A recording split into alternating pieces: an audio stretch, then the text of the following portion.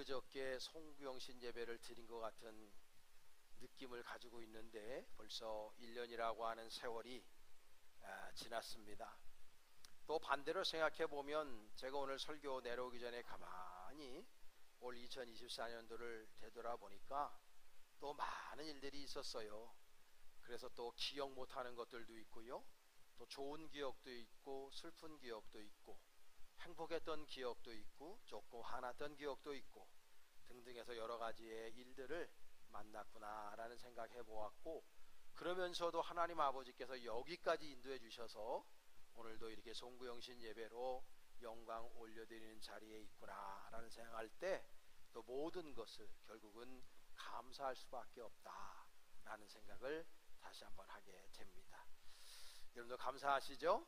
우리 하나님 앞에 늘 감사하는 여러분 되시기를 바랍니다. 오늘 이 본문을 가지고 잠든 세상을 깨우라, 좀 거창한 말씀의 제목을 한번 삼아 보았습니다.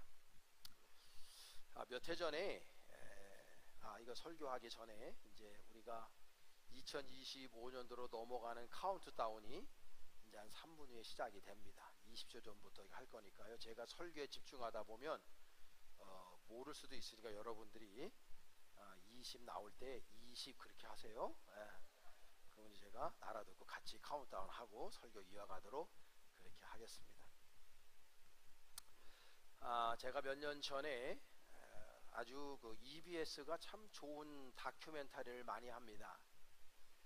근데 거기에서 차강팀의 신낙타 이야기라고 하는 아주 감동적인 다큐가 있었어요. 정말 잔잔한 감동을 저에게 주기에 충분했습니다. 이 몽골의 고비 사막에서 있는 일인데요, 이 고비라고 하는 뜻이 풀이 자라지 않는 거친 땅이다, 그런 의미를 가지고 있다 합니다. 몽골에 있는 그 고비 사막, 특별히 남고비 사막인 가르빈이라고 하는 지역에 사는 유목민들을 배경으로 찍은 다큐멘터리입니다. 이 차강티메라고 하는 말은 몽골 말로 하얀 낙타, 흰 낙타란 의미를 가지고 있습니다. 제가 이 다큐를 보면서 낙타의 습성, 그리고 그 낙타를 키우는 목동들의 삶을 어느 정도는 이해하게 되었습니다. 낙타는 새끼를 낳을 때 물 위에서 떨어진답니다. 어미와 새끼 모두 온갖 위험 앞에 노출될 수밖에 없는 상황이라는 거죠. 그래서 이 새끼는 태어난 지 3일 안에 몸을 스스로 일으켜서 어미의 젖을 빨아야 됩니다. 그렇지 않으면 죽기 때문이죠. 이 낙타가 새끼를 낳은 장소를 낙타 주인이 와서 낙타의 목에 신의 도움을 구하는 의미에서 푸른 천인 하닥이라고 하는 것을 묶어줍니다. 이 하닥이라고 하는 것은 일종의 종교행인데요, 이 하닥은 튼튼한 낙타로 자라줄 것, 늑대의 눈으로부터 새끼를 보호해 줄 것, 어서 네 발로 일어서서 어미와 함께 다시 집으로 돌아올 것, 이라고 하는 소원을 담아서 그 새끼 낙타의 목에 주인이 걸어주는 겁니다. 이게 푸른색인데 하닥이라고 표현을 합니다. 저에게 특별한 감동을 준 장면이 있는데, 낙타 주인이요, 난산을 한 낙타를 찾아가서 그 어미 낙타와 눈을 마주칩니다. 그리고 노래를 불러줘요. 그 노래를 불러줄 때 그 낙타와 눈을 마주치고 그리고 쓰다듬어 줍니다. 쓰다듬어 주면서 위로하는 거예요. 그럴 때 난산했던 이 아픔과 두려움을 이 어미가 잊고, 그리고 그 모습을 낙타 새끼가 보고 있는 거예요. 그러면서 이 주인과 낙타 간에 아름다운 교감이 일어나요. 그러면서 그러면서 이 낙타 주인은 그 어미 낙타의 목에다가 마두금이라고 하는 두 줄로 된 목관 악기 17, 16, 15, 14, 13, 12, 11, 10, 9, 8, 7, 6, 5, 4, 3, 2, 1. 해피 뉴 이어. 우리 서로 박수 한번 하겠습니다. 네, 할렐루야. 2025년의 해가 밝았습니다. 2025년에 여러분 모든 하시는 일들이 주님 안에서 형통하기를 간절히 축복하고요. 우리 교회뿐만 아니라 여러분들의 가정과 직장과 사업터 위에 날마다 좋은 일들만 있으시기를 주님의 이름으로 축복합니다. 그래서 다시 한번 인사하겠습니다. 해피 뉴 이어. 한 번 더 인사하겠습니다. 네, 이번에는 낙타 이야기를 하다가 새해를 맞이했습니다. 올해 낙타 탈 일이 있었으면 좋겠습니다. 그래서 이 어미 낙타에게 마두금이라고 하는 목관악기를 주면서 이것이 바람을 타면서 목관악기가 이렇게 바람에 소리를 낸답니다. 이게 조용하게 소리를 내면 주인이 그 낙타 어미와 새끼를 거기다 두고 떠나 있을 때라도 그 어미와 낙타 새끼는 그 마두금이 바람에 나는 소리 때문에 얘네들이 마음에 안정감을 갖는다는 거예요. 그래서 인간과 낙타 간의 그 아름다운 감정의 교류가 일어나고 있는 거예요. 저는 이걸 보면서 일평생 우리가 도시에 이렇게 살아가면서 바쁘게만 살고 있는데 뭔가 우리가 잊어버리고 살고 있는 것은 아닌가. 그냥 앞만 보고 살아가다 보니까 정말 인간으로서 느끼고 경험해야 될 것들을 우리가 많은 것들을 놓치고 살고 있구나라고 하는 생각을 이 다큐멘터리를 통해서 진하게 느껴본 적이 있습니다. 그래서일까요? 우리네 인생은 시간을 타고 살지 못하고 매일같이 시간에 쫓기는 인생을 살고 있지 않나 그렇게 생각해요. 그러다 보니까 우리들의 시야가 더 좁아져요. 점점 좁아져서 정말 봐야 될 것, 그리고 우리들의 감각 기관도 너무 무뎌져서 내가 정말 느끼고 경험해야 될 아름다운 것들, 일상에서 우리가 경험해야 될 것들을 자꾸만 잃어버리고 또 잊어버리는 그런 삶을 살고 있지 않은가. 사람과 사람 사이에 오가는 정, 또 우리가 자연과에서 느끼는 그런 정들, 그런 인간으로서 가져야 될 사랑과 그리고 받아야 될 관심들, 이런 것들을 우리는 서로 주고받지 못하며 살고 있지 않을까 이런 생각해요. 그래도 지금 이 시대가 어찌 보면 광야와 사막에 각종 위험에 노출되어져 있는 듯 앞이 잘 보이지 않는 답답하고 암울한 인생을 우리 모두가 살아가고 있지 않나 이런 생각을 하게 된단 말이죠. 저는 스스로 목회하면서 마음에 좀 힘들고 어려운 일이 있거나 아니면 기도의 제목들이 생길 때마다 이사야서를 종종 읽곤 합니다. 오늘 본문도 그렇게 읽다가 여러분들과 나누고 싶은 말씀을 지금 나누고 있는데요, 오늘 말씀을 보게 되면은 지금 이 이사야가 살았던 그 시대, 이게 29장의 말씀이기 때문에 주전 8세기에 쓰여진 말씀입니다. 그러니까 지금으로부터 2700년도 더 된 그 시대에 살았던 이사야 선지자가 그 시대의 그 삶을, 환경을 바라보면서 이스라엘의 상태가 어떤 상태였느냐, 비틀거리는 상태였다, 이렇게 표현해요. 그러니까 이 사람들이 비틀거리는 거는 술을 마셔서 비틀거리는 게 아니라는 거예요. 왜 이들이 비틀거리냐면 이 사람들의 비틀거림은 존재의 비틀거림이에요. 이 사람들의 영혼의 비틀거림이에요. 하나님 아버지를 올곧게 섬기지 못하고 하나님 아버지와 깊이 있는 영적인 관계를 나누지 못하는 영적인 상태에서의 비틀거림이에요.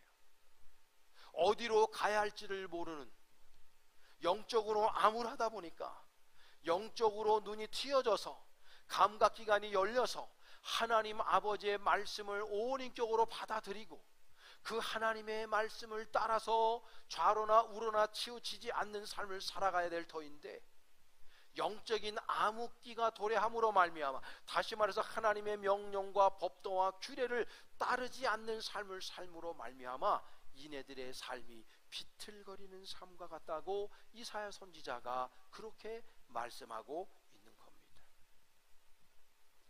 여러분, 정도의 차이는 있을지 몰라도요, 어느 시대든지 간에 참된 진리의 소리는 잘 경청되지 못합니다.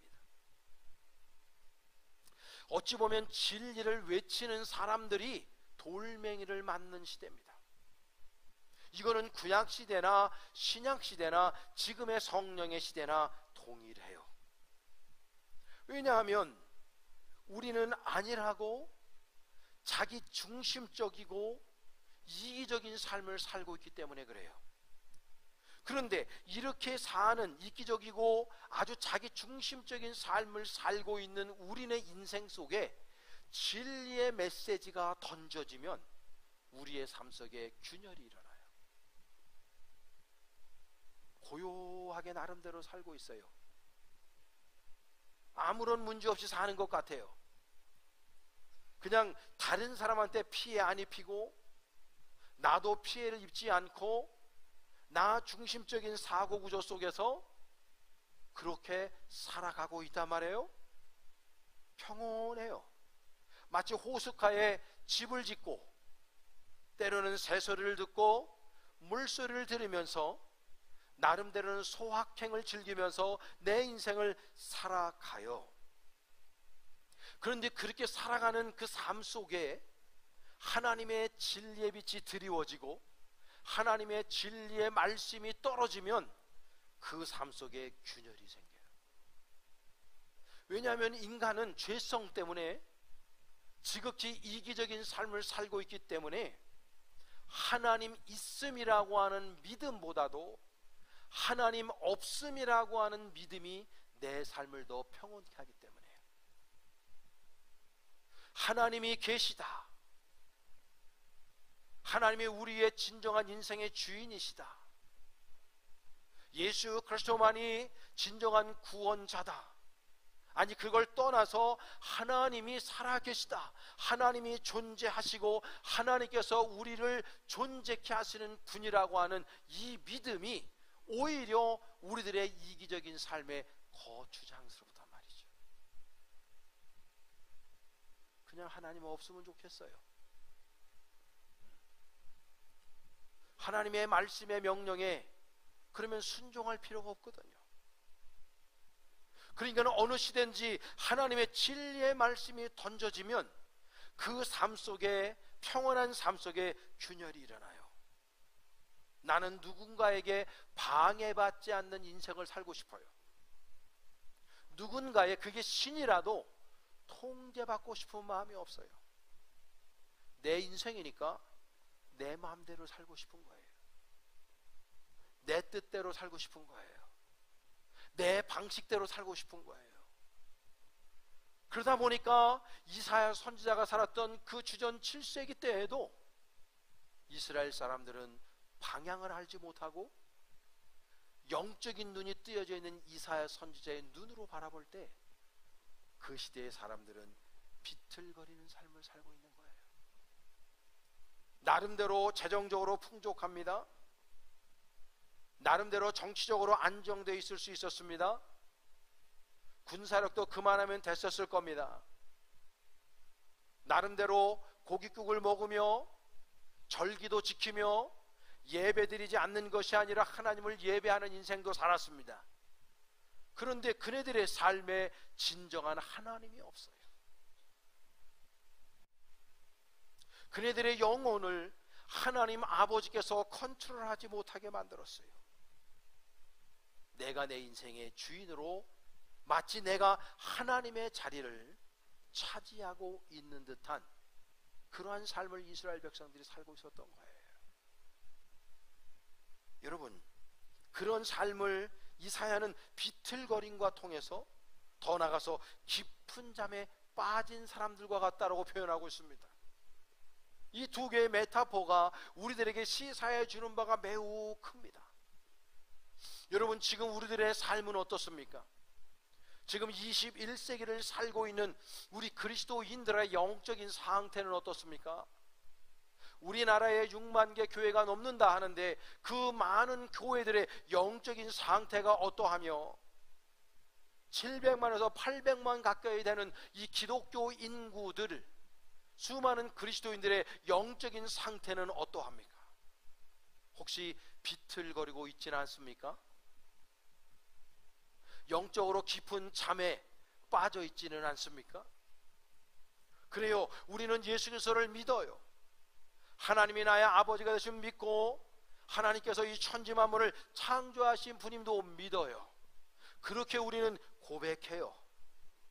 그런데 여전히 우리의 삶은 우리의 입술의 고백과는 전혀 상관없는 삶을 살아가고 있단 말이죠. 성경은 분명히 우리에게 말씀하거든요. 성령의 열매를 맺으라고. 구약 성경에서도 분명히 말씀하거든요. 그 말의 열매를 보면 그 선지자가 참 선지자인지 아닌지를 알 수 있다고. 여러분, 하나님 아버지께서 이스라엘 백성을 선민으로 택해 주시고 430년의 노예 생활했던 그들을 애굽에서 출애굽시켜 주시고 아브라함과 약속했던 젖과 꿀이 흐르는 가나안 땅으로 인도해 주셨어요. 그곳에서 영원토록 하나님 아버지를 예배하는 공동체, 다시 말해서 하나님의 말씀에 순종하고 하나님의 말씀과 명령과 규례와 법도를 따라서 사는, 세상의 그 어떤 제도나 세상의 그 어떤 말보다도 하나님의 말씀이 가장 우선시 되는 그러한 신앙 공동체를 만들어 가라고 하나님께서 이스라엘 백성을 선민 만들어 주셨어요. 그걸 하나님은 기대하셨어요. 근데 이스라엘 백성들의 삶은 전혀 하나님의 뜻과는 상관없는 삶을 살고 있었던 겁니다. 이사야 선지자는 그걸 바라보면서 지금 이스라엘 온 백성들이 비틀거리고 있다. 그것은 술을 마셔도 비틀거리는 것이 아니고 하나님 아버지의 말씀이 기갈했기 때문이다. 하나님의 말씀이 들려지지 않기 때문이다. 하나님께서 더 무서운 게 뭐냐면 본 말씀에 보면 귀를 막아버렸어요. 하나님의 말씀을 듣지 못하게 만들어버려요. 영적 유기하시는 거예요. 하나님이 give up 한 거예요. 이스라엘 백성을 포기하시는 거예요. 사랑하는 여러분, 선지자의 말씀이 선포될 때 들을 수 있는 영의 길을 준비하시기를 축복합니다.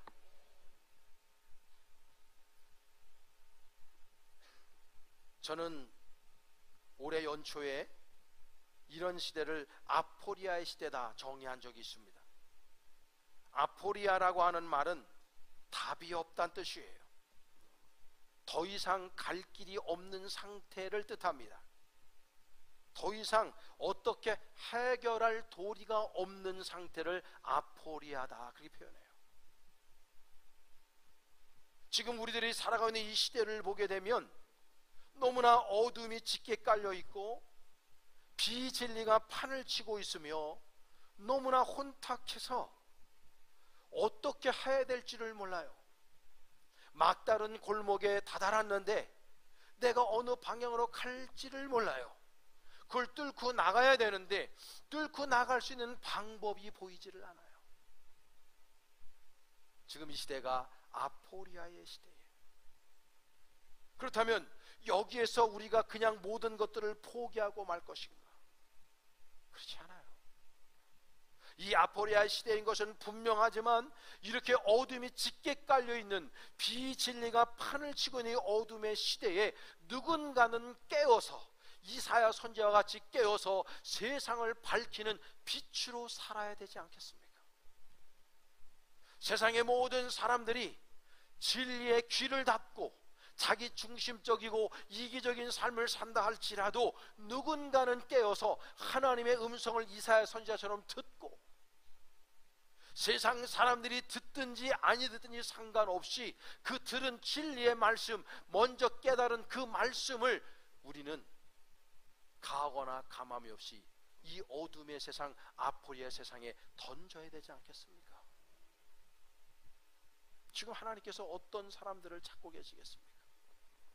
이 어둠의 세상, 이 비진리가 판을 치고 있는 세상에 하나님께서 원하시는 진정한 주님의 종은 누굴까요, 여러분?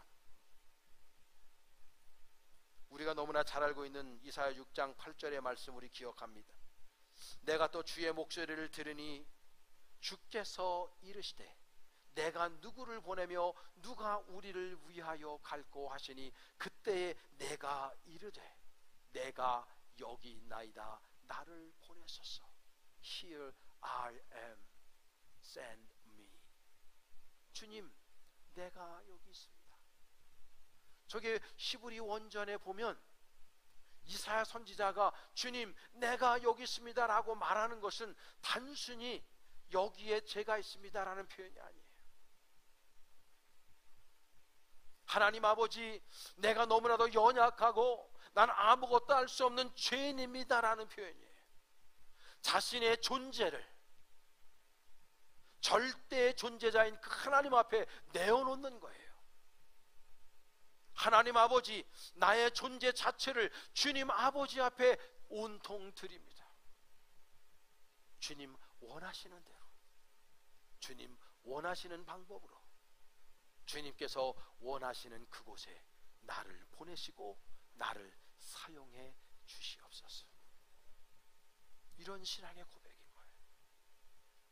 지금 이 시대에도 하나님 아버지께서 이사야 선지자 시대에 애타는 마음을 가지고 고백하셨듯이 내가 누구를 보내며 누가 우리를 위하여 갈고, 이 아포리아의 어둠의 시대 속에 누구를 보내고 누가 우리를 위해서 갈고, 하나님의 이 한탄, 하나님의 아쉬움의 이 표현 속에 이사야와 같이 이제 2025년을 시작한 저와 여러분들, 우리 볼 때 교회의 모든 교우들이 Here am I, 주님 내가 여기에 있습니다, Send me, 주님 나를 주님 뜻대로 사용하시고 써 주옵소서. 이런 고백이 우리에게 있어야 할 줄 압니다. 시편 14편 1절에 보면 어리석은 사람은 마음속으로 하나님이 없다 하는구나. 박사학위를 10개를 가지고 있어도, 세상에서 가장 많은 부를 축적했어도, 남성이나 여성이나 누가 보더라도 가장 잘생기고 이쁘게 생겼어도, 본인들이 가지고 있는 스펙들이 아무리 크고 높아도 그 사람 마음 안에 하나님이 없다 하면 그런 사람처럼 어리석은 사람이 없다는 거예요. 지금 우리가 얼마나 물질 만능주의 속에서 어찌 보면 굉장히 풍요로운 삶을 우리 대한민국이 살아가고 있지 않습니까? 이렇게 풍요로운 삶 속에서도 하나님 아버지 우리가 믿는다고 하는데 진정 우리의 전인격이 하나님을 진정 믿고 있는가? 하나님의 음성을 나는 날마다 듣고 있는가? 그런 영의 귀가 열려져 있는가? 나는 여전히 방황하고 있지 않는가? 나는 여전히 내 영이 어두움 속에 잠식되어 있지 않은가? 내 영혼이, 내 믿음 생활이 지금 비틀거리고 있지를 않는가? 우리가 우리 스스로를 한번 깊이 있게 관찰해 볼 일입니다.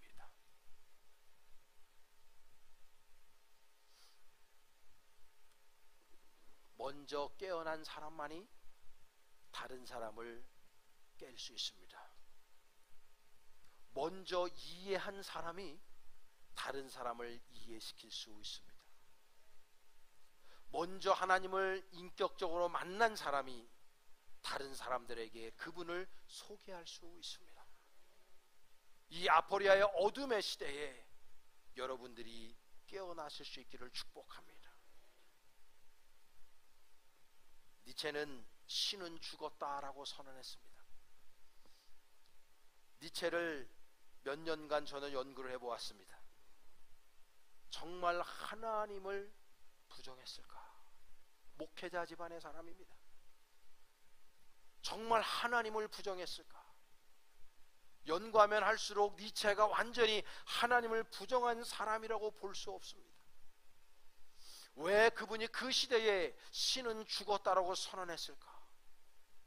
자신이 살았던 그 시대를 바라보니까 인본주의적이고 자기 중심적으로 살아가는 문화 속에서 사람들이 하나님이 없어서가 아니라, 하나님이 진짜 죽어서가 아니라 하나님을 죽이고 자신들이 신의 위치에 올라가 있는 자신이 사는 세태를 그렇게 표현하고 있었습니다. 신은 죽지 않았죠. 사실은 사람들의 영혼이 죽은 거죠. 그러면서 그분은 말했습니다. 독일어로 위버멘시라 그러죠. 초인이라고 표현합니다. 이 초인 그러면 사람들이 뭐 철인 10종 경기를 막 엄청나게 해내는 사람들 이야기하지만, 위버멘시라고 하는 이 독일어의 원래 뜻은 뭘 극복하다는 뜻이에요. 그러니까 이분이 이야기하는 건 뭐냐면, 우리는 초인이 되어야 한다. 나 자신을 극복하는 사람이 되어야 한다. 니체는 무엇을 극복하자고 얘기하는 겁니까? 나 자신을 극복하는 거예요. 나 자신의 무엇을요? 이기적으로 살려고 하는 그 마음입니다. 나만 잘 되면 된다고 하는 그 마음입니다. 나와 동의하지 않는 사람은 다 적으로 지배해버리라고 하는 그 마음입니다. 나와 생각과 뜻이 같지 않은 사람들과 함께 할 수 없다고 하는 그 마음입니다. 내 자녀만 잘 되면 된다는 그 마음입니다. 나만 건강하게 오래오래 잘 살면 된다는 그 마음입니다. 그런 이기적이고 자기 중심적인 마음들, 그걸 극복하자는 거예요. 우리 주님께서 뭐라고 했습니까? 마태복음 22장 30절 40절 말씀에 보면 613가지의 계명을 2가지로 줄여주시죠. 마음과 뜻과 정성을 모두어서 내 하나님을 사랑하고 너처럼 내 이웃을 사랑하라. 그러니까 위버맨시가 될 수 있는 유일한 길은 내 스스로가 만들 수 없어요. 우리 인간은 죄성 때문에, 우리 인간은 연약하기 때문에, 유한하기 때문에 우리 스스로 위버맨시가 절대 될 수 없습니다.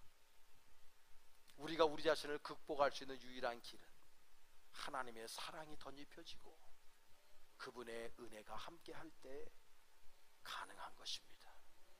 이 어둠의 세상, 빛을 바라며 우리가 살아야 하는데 우리에게 힘과 능력이 없어요. 그래서 우리는 누구에게 기대어야 하느냐? 오직 주님밖에는 없어요.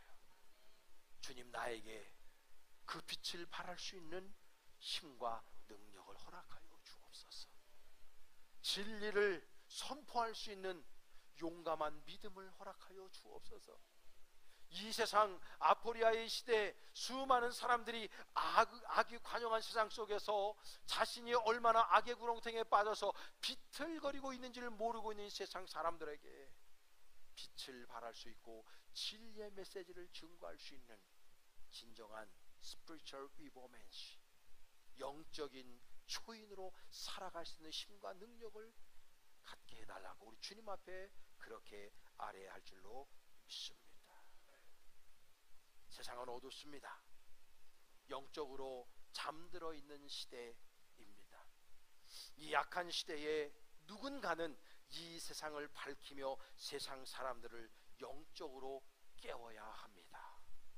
2025년도에 여러분들의 삶의 자리에서 여러분들이 그런 촛불의 역할을 감당하실 수 있기를 바랍니다. 여러분들 먼저 깨어나시고 죽어가고 있는, 영적으로 잠들어 있고 비틀거리고 있는 수많은 사람들에게 여러분들이 빛이 되셔서 그 사람들을 빛으로 인도할 수 있는 아름다운 진정 영적인 초인으로 살아내시는 우리 벌떼교회 모든 교우들이 되실 수 있기를 간절히 축복합니다. 기도하겠습니다. 하나님, 부족한 종 송구영신 예배 메시지를 전파할 수 있도록 도와주셨습니다. 우리 사랑하는 모든 교우들 마음 안에 하나님의 빛을 더하여 주시옵소서. 진리의 말씀으로 무장하게 하여 주옵시고 영적으로 깨우치게 하여 주옵소서. 영적인 모든 감각기관을 열어주시고 이 악한 세상 속에서 진리로 빛으로 살 수 있는 능력을 받게 하여 주옵소서. 예수님의 이름으로 축복하며 기도하옵나이다.